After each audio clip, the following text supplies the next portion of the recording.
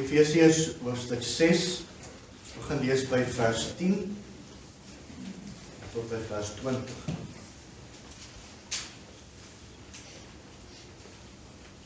Eindelik, my broeders, word kragtig in die Here en in die krag van sy sterkte. Trek die volle wapenrusting van God aan, sodat julle staande kan bly teen die liste van die duiwel. Want ons worstelstryd is nie teen vlees en bloed nie, maar teen die owerhede, teen die magte, teen die wêreldheersers van die duisternis van hierdie eeu, teen die bose geeste in die lug. Daarom, neem die volle wapenrusting van God op, sodat julle weerstand kan bied in die dag van onheil en, nadat julle alles volbring het, staande kan bly.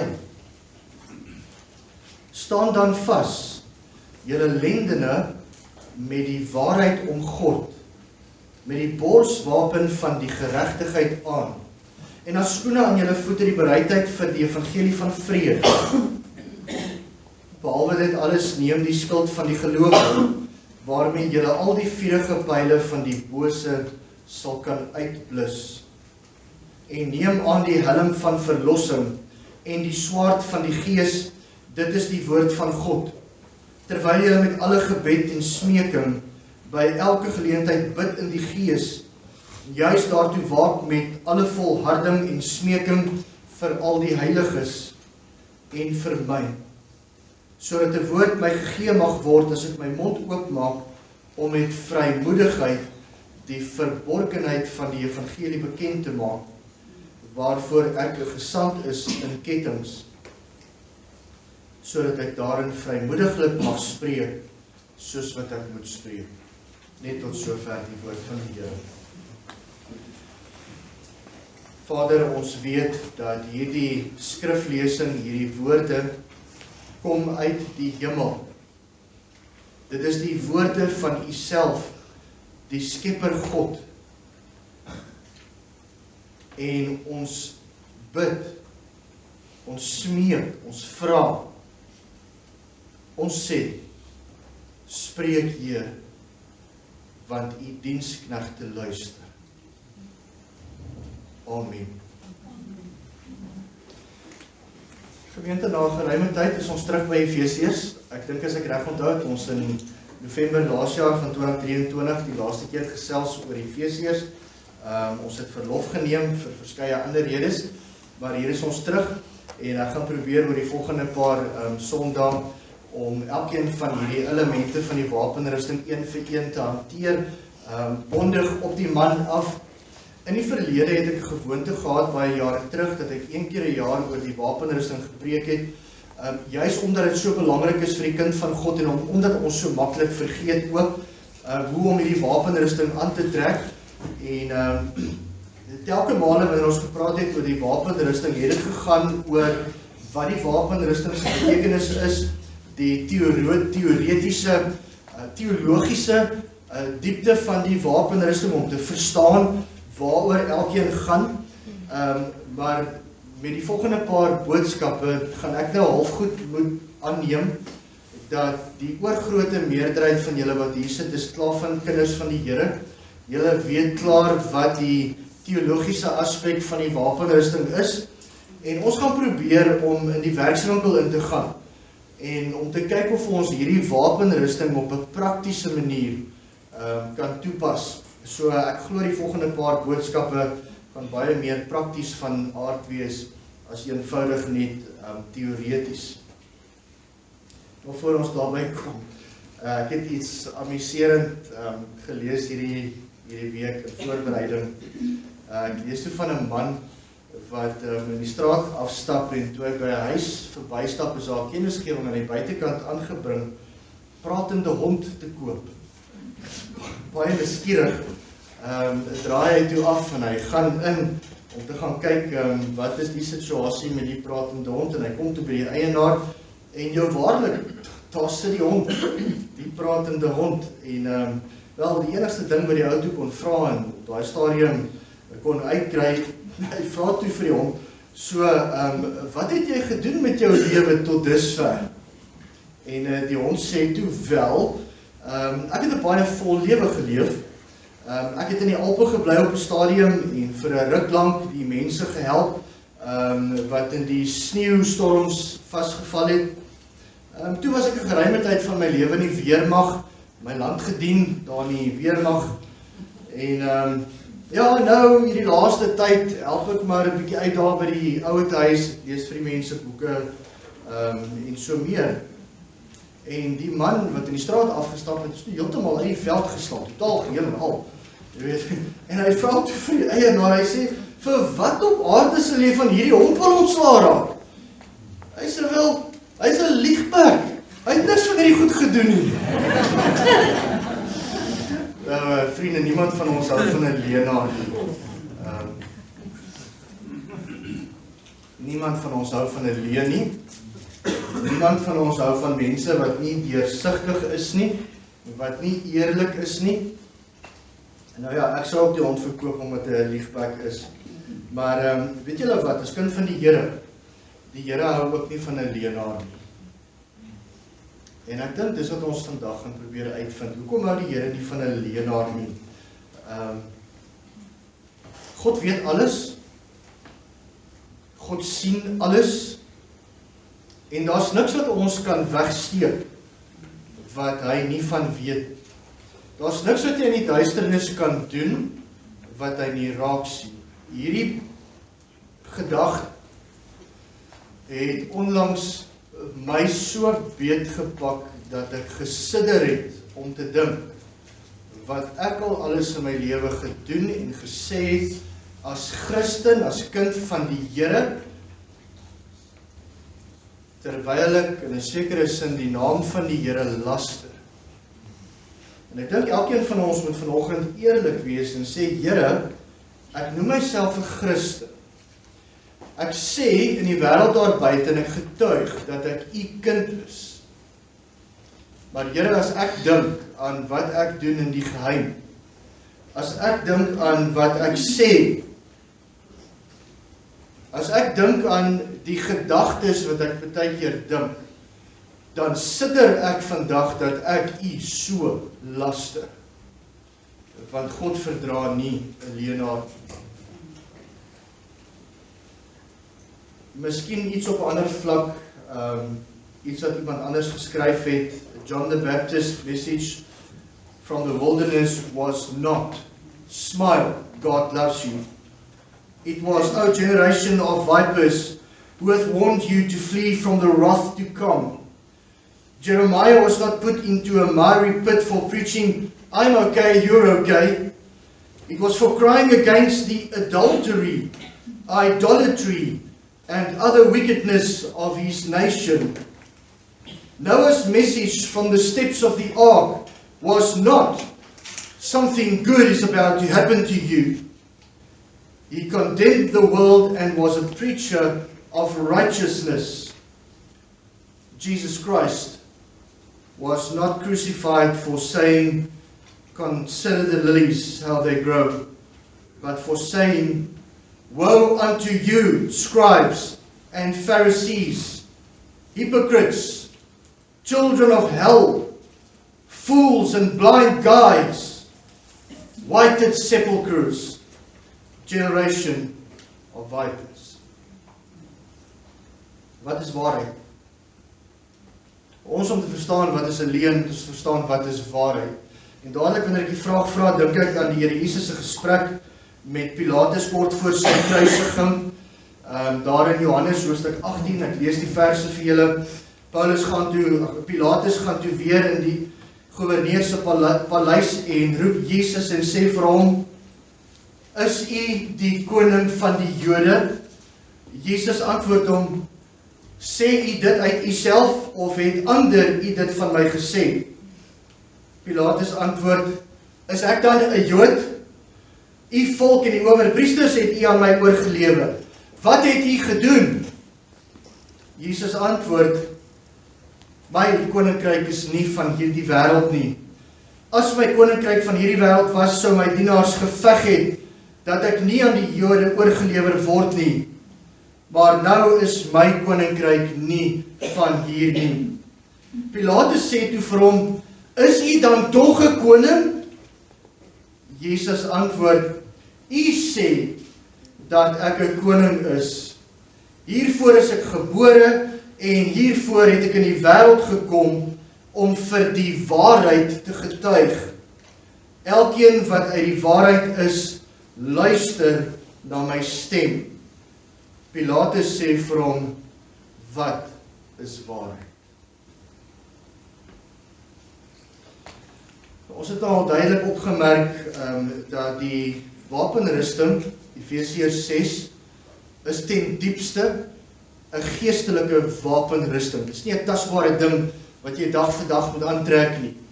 Dis 'n geestelike wapenrusting en dis ook nie my wapenrusting nie, dis die wapenrusting van God. En dis iets wat hy tot ons beskikking stel om ons te beskerm teen die bose vyand. Nou ons weet dat die Here Jesus Christus die vyand reeds verslaan het. Ons het dit onlangs gevier met die Paasfees. Jesus het gesterwe as 'n sondelose mens.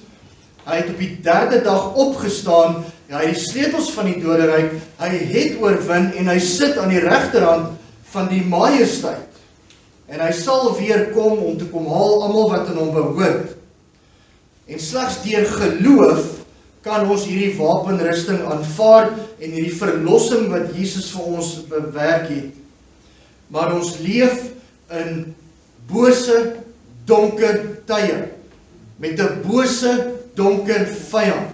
En ek raak meer en meer by die dag benoud, vriende, as ek die dinge kyk wat die wêreld daar buite van God sê, en hoe die wêreld daar buite optree teenoor God, en die absolute versnyding en uittarting van God die Almagtige. In die kerk was ons baie beskut, en ek het 'n groot idee dat baie van ons nog steeds nie 'n idee het, hoe boos en donker en sterk hierdie vyand is nie.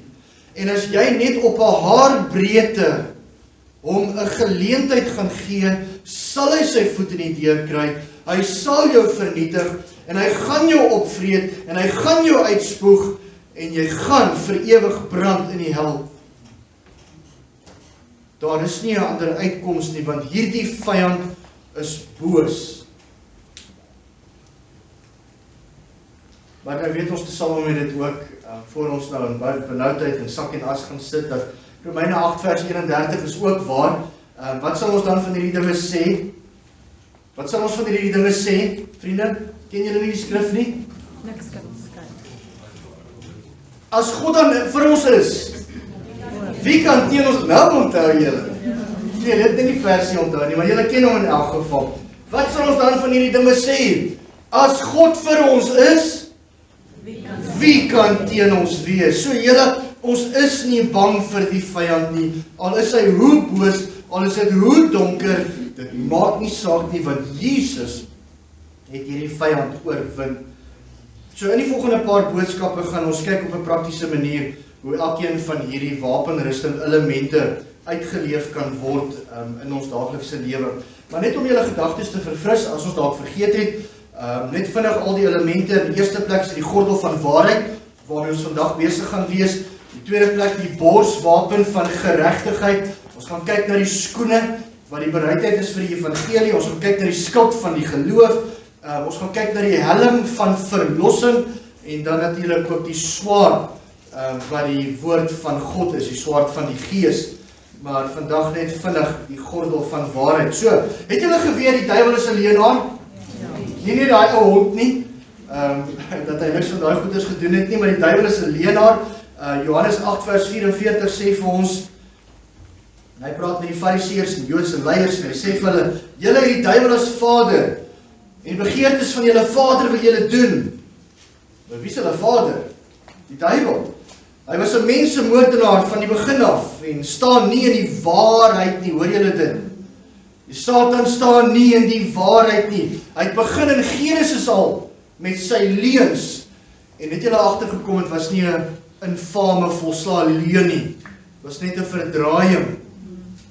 Net 'n verdraaiing van waarheid. En Jesus sê dit was 'n leuen. 'n mensemoordenaar en 'n leienaar van die begin af. Hy staan nie in die waarheid nie, omdat daar in hom geen waarheid is nie. Wanneer hy leentaal praat, praat hy uit sy eie, omdat hy 'n leienaar is en die vader daarvan. En wanneer 'n leuen of 'n halwe waarheid oor jou lippe kom, moet ek dit sê, of lei julle dit self af? Julle het die duiwel as vader.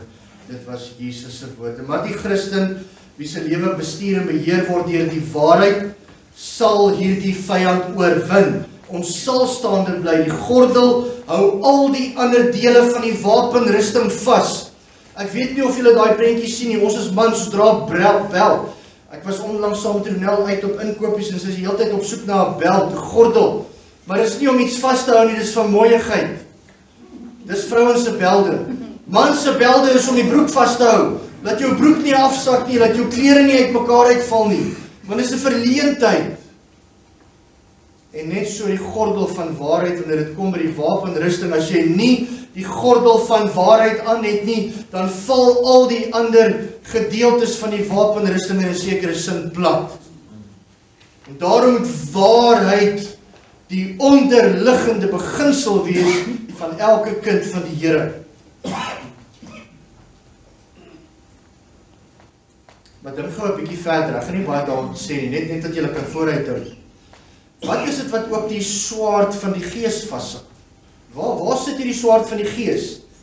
Hier in jou sakke? Sit jy hom op jou kop? So, hou jy die swaard die hele tyd in jou hand vas as jy besig is om te mars? Nee, die swaard moet ook iewers in jou lyf vasgemaak word. Hoe maak jy die swaard vas? Met 'n beld, met 'n gordel, die gordel van waarheid. En as die gordel van waarheid nie daar is nie, dan kan die swaard van die gees ook nie reg werk nie. Dit help nie, jy ken al die tekste en oral waar jy kom by die werk, wil jy quoteer, maar jy praat leuns op 'n ander plek nie, want dan kanselleer jy die swaard van die gees. Kan jy sien hoekom die kind van die Here in waarheid moet wandel elke liewe dag van jou lewe? En tensy ons die waarheid beoefen, die waarheid praat, die waarheid leef elke dag, tensy jy dit doen, kan jy nie hierdie woorde oor jou lippe neem nie. Dis godslastering. Dis godslastering om God se woord te gebruik as jy elders leertaal praat. Of halwe waarhede, of dinge verdoesel. As jy nie die waarheid praat nie, gaan dinge uitmekaar begin val. Daar's legio gedeeltes in die Bybel van mense wat leentaal gepraat het, mense wat geheime gehou het, mense wat vals was, mense wat skynheilig was. Ek kan hulle opnoem een na die ander, en die lys gaan aan en aan en aan. Maar weet julle, een van hulle was Dawid. Onthou julle vir Dawid?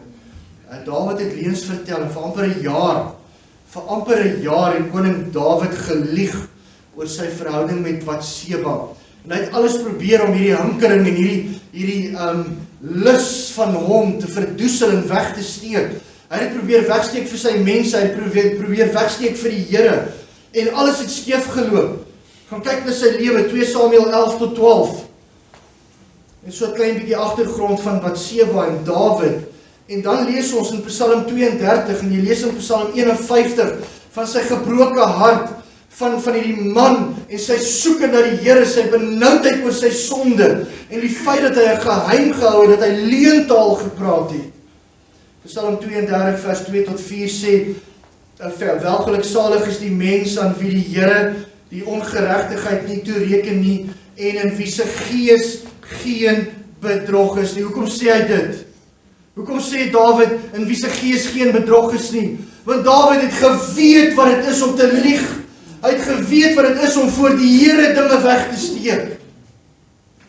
Ek lees verder, hy sê, en nou beskryf hy dit vers 3, toe ek geswyg het, dan het dit toe ek oneerlik was, het my gebeente uitmekaar geteer, in my gebrul die hele dag.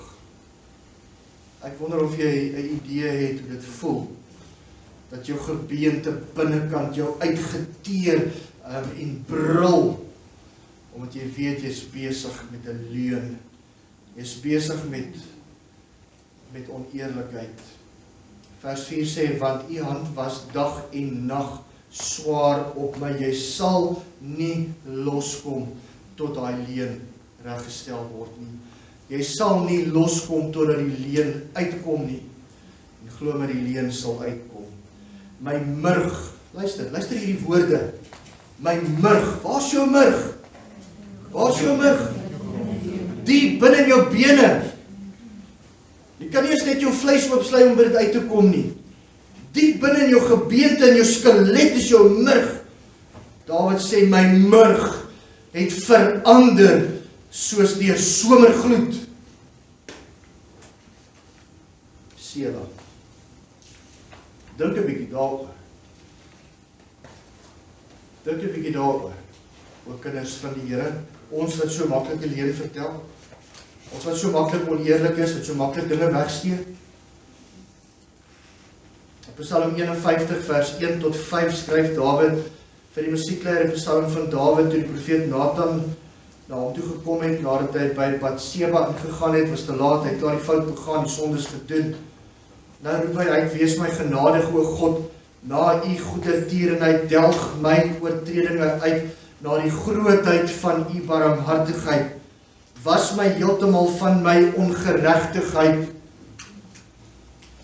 en reinig my van my sonde. Luister wat sê in vers 5, hy sê, want ek ken my oortredinge. Wie weet van jou leuen?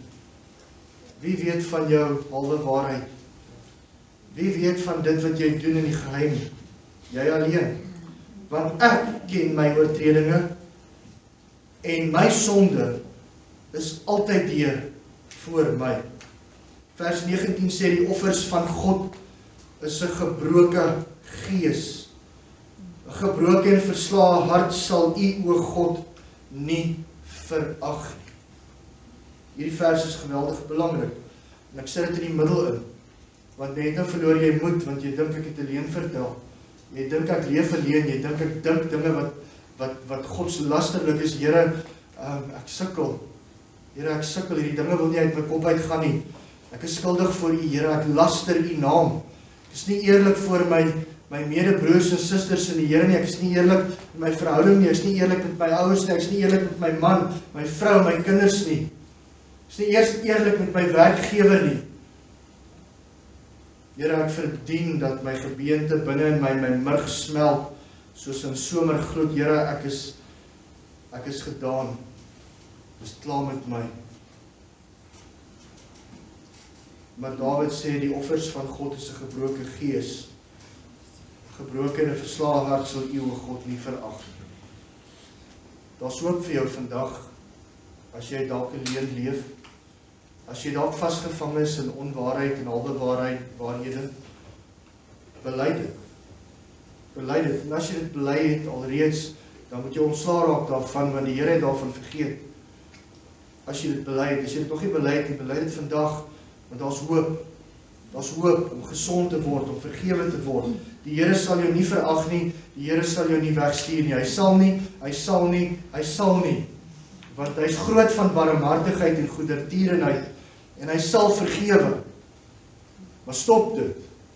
En hou op om die leuen te lewe. Praat die waarheid, leef die waarheid. Hierdie psalm spreek maar net van die ontsettende hoë prys wat Dawid betaal het vir sy sonde en vir sy leuns. Miskien is dit nodig dat ek net vinnig vir u sê, hoekom sal ons vergifnis kry by die Vader? As ons ons sondes bely en sê, Here, ek het teenoor u gelieg, ek het teenoor u 'n leuen vertel, ek het teenoor my broers, my susters leuns vertel, ek leef nie 'n eerlike lewe nie, daar's dinge wat ek wegsteek vir mense, Here, ek is skuldig. Hoekom is dit so belangrik? Wel, want waarheid is 'n persoon. Is nie net teen mense wat jy leuns leef en vertel nie. Waarheid is 'n persoon. En dit is die Here Jesus Christus. Johannes 14 vers 6 lees ons. Jesus is in 'n gesprek met sy disippels en hy sê vir hulle in vers 6 van Johannes 14, ek is die weg en die waarheid en die lewe. en niemand kom na die Vader behalwe deur my. Ek is die weg, die waarheid. Die waarheid is 'n persoon. Waarheid is Jesus. En slegs in Jesus is hierdie antwoord om te breek met dit wat leuns is. Om te breek met dit wat oneerlik is. Dis net in Jesus. As jy Jesus het, breek jy met leuns. As jy in Jesus is daar nie meer hierdie duistere kant van wie ook al ons is.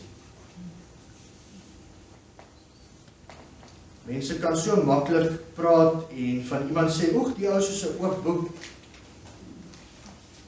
Is dit nie eintlik, moet dit nie eintlik van almal van ons gesê word nie? Maar mense kyk met minagting daarna, o, die persoon is soos 'n oop boek, jy kan ook alles weet van hulle.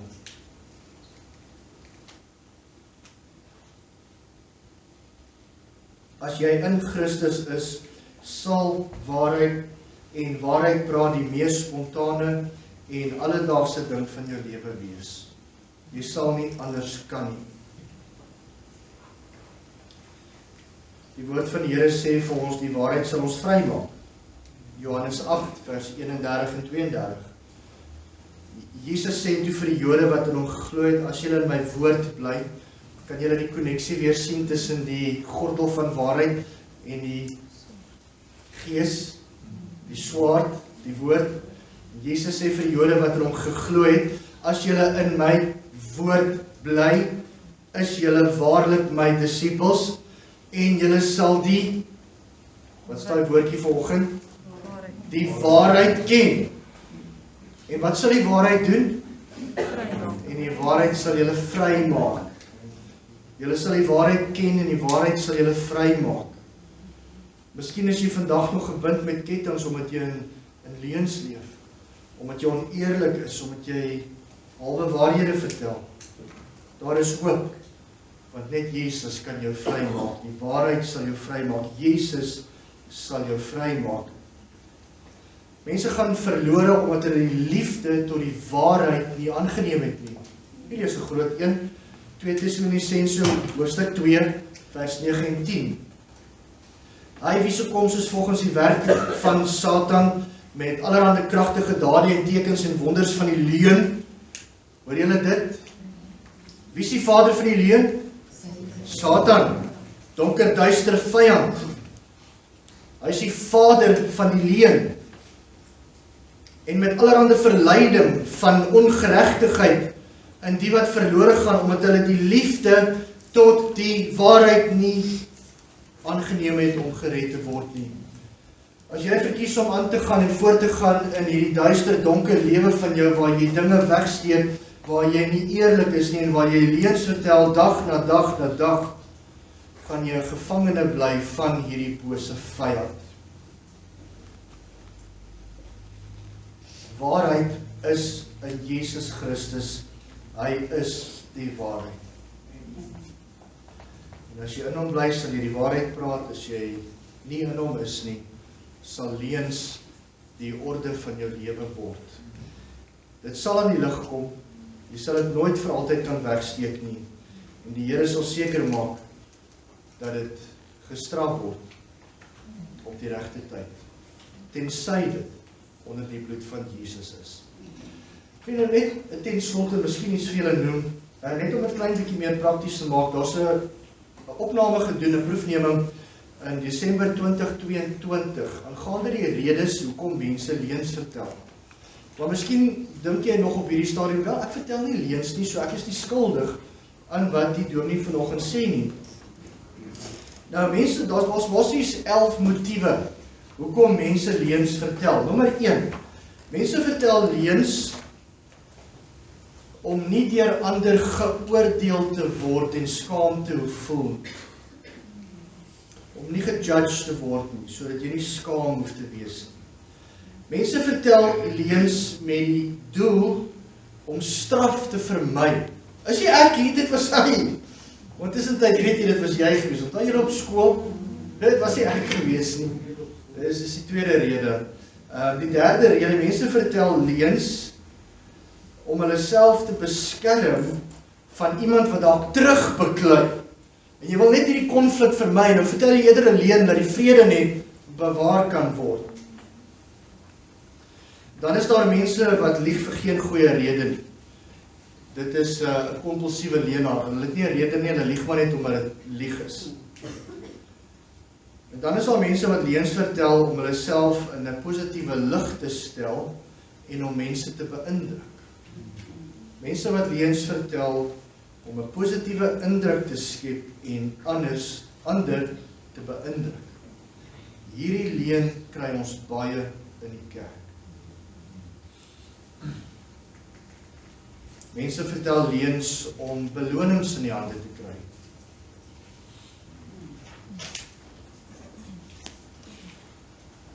Mense vertel leuns omdat hulle onverantwoordelik was en impulsief iets moet doen om uit die moeilikheid uit te kom. Ek onthou so 'n geleentheid, en die meeste van julle wat hier is of 'n gedeelte van julle ken my getuienis van jare terug daar in Parow gemeente toe ek daai tafel so geskuif het. Onthou julle, die van julle wat die storie onthou? Daar was so 'n tafel in die gebedskamer met pragtige stoele, sulke houtstoele, en ek het die tafel so geskuif. Ek het nie mooi gekyk dat die tafel aan die onderkant 'n dwarsbalk het nie, en toe ek hom so skuif, toe breek hy een van die stoele heeltemal sy bene af, en ek het die bene net so teruggeskuif en hom in die hoekie neergesit.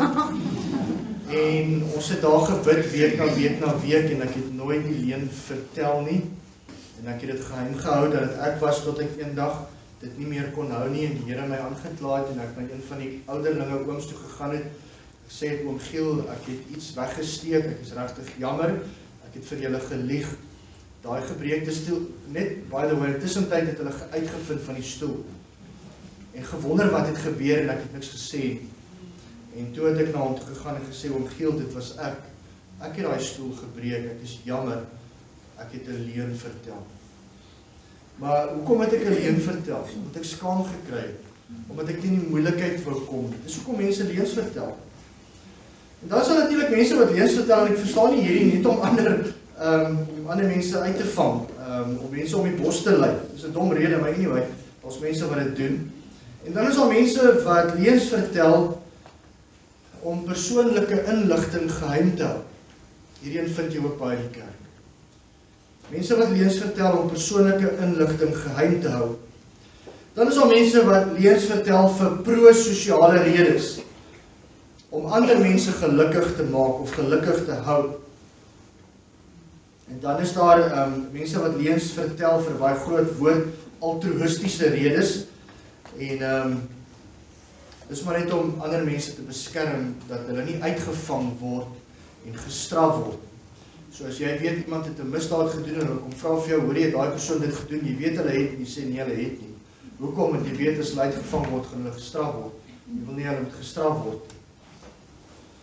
Is interessant, uit die 11 is 9 van die redes gefokus op self en 2 van hulle op ander. Ek wil iets vir julle lees. Ek wil afsluit met dit, en ek wil tog vir julle lees, want dit was die uitslag van hierdie navorsing. About 1/3 of participants told 3 to 7 lies a week. Dit is 'n baie mooi ding vanoggend, of dit nie dalk ek is nie. The majority, however, claim to tell 2 or fewer lies a week. Regarding lies told in the past 6 months, most reported lying for altruistic reasons, 64%, or secretive, by self-beskerm, 60%. About half lie to avoid being negatively evaluated, 43% for pro-social reasons, and 40% to avoid being punished. A smaller portion claimed that they lied to present themselves in a positive light, 37%. Due to impulsiveness and carelessness, 21%. To gain reward, 21%. To protect themselves, 22%. For no good reason and out of compulsion, 11%. So daar's nie baie van daai tipe leenaars nie. And because they enjoyed conning people, 9%. Vriende, een ding wat ons geleer het vandag is, God haat 'n leenaar. Dis een van die dinge wat hy nie van hou nie. En as ons skuldig is, moet ons vandag dit voor die Here bely en regmaak. En van vandag mag die Here vir ons help om in waarheid te wandel, om waarheid te praat, om waarheid te dink. Sodat wanneer mense na jou kyk, wanneer mense na my kyk wat hier voor staan, dat hulle sal sê, joh, daai ou is 'n oop boek. Daai vrou is 'n oop boek. Mag die wêreld dit van ons begin sê, dat hulle geen hou vas op God se kinders meer het nie. Amen. Amen. Here, ons weet, daar is baie dinge wat U haat, en eintlik is dit net een ding, en dit is sonde. Maar leuns is 'n oortreding van die wet. Is 'n oortreding teenoor naaste, maar dit is veral dan juis 'n oortreding teenoor U, want U het naaste geskep. En as U dan die mense rondom my geskep het en my, en ek teenoor my naaste sondig, dan sondig ek teenoor U. Daarom, Here, bring U ons op ons knieë en U herinner ons dat ons altyd die waarheid moet praat. Praat met die waarheid met mekaar, het U gesê. Here, help vir ons om hierdie waarheid aan te trek, soos 'n gordel om ons heupe, om ons klere vas te hou, sodat ons vrymoedigheid mag hê wanneer ons U woord oor ons lippe neem. En bewaar ons daarvan, Here, in die naam van Jesus, dat ons nooit in ons lewe ooit weer sal laster, in die sin dat ons sê ons is 'n kind van die Here, ons gebruik die Bybel om te quoteer, maar in dieselfde asem en met dieselfde mond, laat ons leuns en halwe waarhede by ons mond uitkom. En Here, as daar enige iets is, wil ons in hierdie oggend vra dat U asseblief dit aan die kaak sal bring, dat U lig daarop sal laat skyn en dat ons vanoggend duidelik sal kan sien waar die probleem in ons lewe lê. En dat ons geleentheid kan hê nadat ons ons sonde bely het, dat U ons kan herstel en weer kan vergewe. Sodat ons kan lewe tot eer van U naam. Here, ek bid hierdie dinge uit U genade alleen en met die hulp van U Gees. Amen.